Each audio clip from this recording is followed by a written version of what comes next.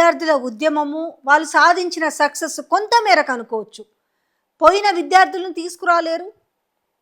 కాకపోతే భవిష్యత్తులో మళ్ళీ జరగకుండా జరిగితే ఏ రకమైన చర్యలు ఉంటాయనడానికి ఒక సక్సెస్ అనేదైతే మనం చూసినాం. ఈ బాటలోనే ఈరోజు విద్యార్థులే కాదు, నీట్ విద్యార్థుల ఉద్యమాన్ని ఎమ్మెల్యేలు కూడా స్ఫూర్తిగా తీసుకున్నట్టుంది. సో జడ్చర్ల ఎమ్మెల్యే అనిరుద్ధ్ రెడ్డి ఆయన కూడా ఏమన్నాడంటే, మంత్రుల నియోజకవర్గాలకే కాదు నిధులు విడుదల చేయడము, మాకు నిధులు విడుదల చేయాలి, నిధులు కానీ విడుదల చెయ్యకపోతే నేను 10,000 మందితోటి ఉద్యమం చేస్తా అని చెప్పిండు. అంటే ఉద్యమం చేస్తే పోయేదేముండదు అన్నట్టుగా.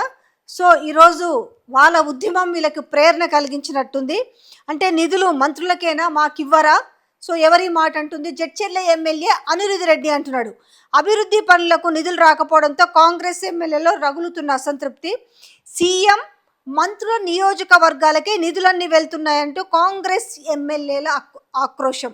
కొంతమంది ఏమో బయటికి ఓపెన్ అయి చెప్తారు, కొంతమంది ఏమో బయటికి ఎక్స్ప్రెస్ చేస్తే ఈ విషయాన్ని ఏమవుతుందో అనేసి లోన మొదలు పడుతున్న ఎమ్మెల్యేలు ఉన్నారు.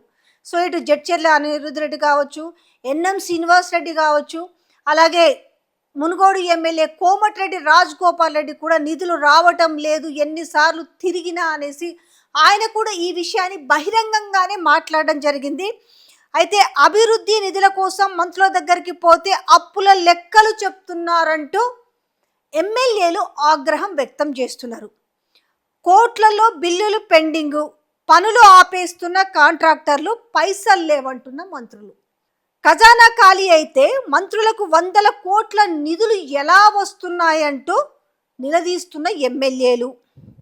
అభివృద్ధి నిధులపై నిర్ణయం తీసుకోకపోతే 10,000 మందితో దీక్ష చేస్తానంటున్న అనిరుద్ధ్ రెడ్డి. అభివృద్ధి పనులకి నిధులు కానీ విడుదల చేయకపోతే 10,000 మందితోటి ఆయన ఏకంగా దీక్ష చేస్తానని ఆయన వార్నింగ్ ఇవ్వడం జరిగింది. నియోజకవర్గంలో అభివృద్ధి చేయకపోతే మళ్ళీ ఎలా గెలుస్తామంటూ నిలదీస్తున్న ఎమ్మెల్యేలు. గెలవరన్న విషయం అందరికీ స్పష్టమైపోయింది కదా, ఇంకా నిలదీయడం ఎందుకు? ఎస్డిపి ఫండ్స్ పై ఇప్పటికే పలుమార్లు 10-15 మంది కాంగ్రెస్ ఎమ్మెల్యేలు రహస్య భేటీ అయినారు. ఏది ఏమైనప్పటికీ కూడా నిధులు లేవు. కేవలం ఈ 2.5 ఏళ్ల కాలంలో వీళ్ళు ఇచ్చిన నిధులు ఎంత అనంటే నియోజకవర్గానికి 10 కోట్లు ఇచ్చి చేతులు దులుపుకున్నారు. 9 నెలల క్రితం ఎమ్మెల్యేల ఒత్తిడితో నియోజకవర్గానికి 5 కోట్లు మంజూరు చేసిన, కానీ ఇప్పటి వరకు కూడా నిధులు ఇవ్వని పరిస్థితి. కాబట్టి ఇప్పటికైనా కూడా కనీసం ఇప్పుడు మేమిచ్చే ఈ ఇండికేషన్ తోటైనా నిధులు రిలీజ్ చేయాలి.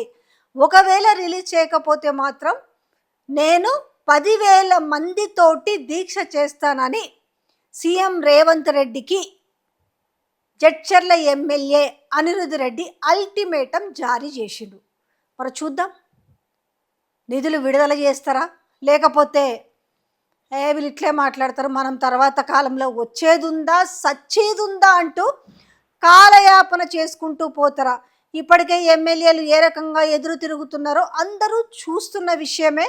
మరి ఇది దీక్ష వరకు వస్తుందా లేకపోతే ఆయనని పిలిచి బుజ్జగించి నిధులేమైనా ఇస్తారా చూడాలి.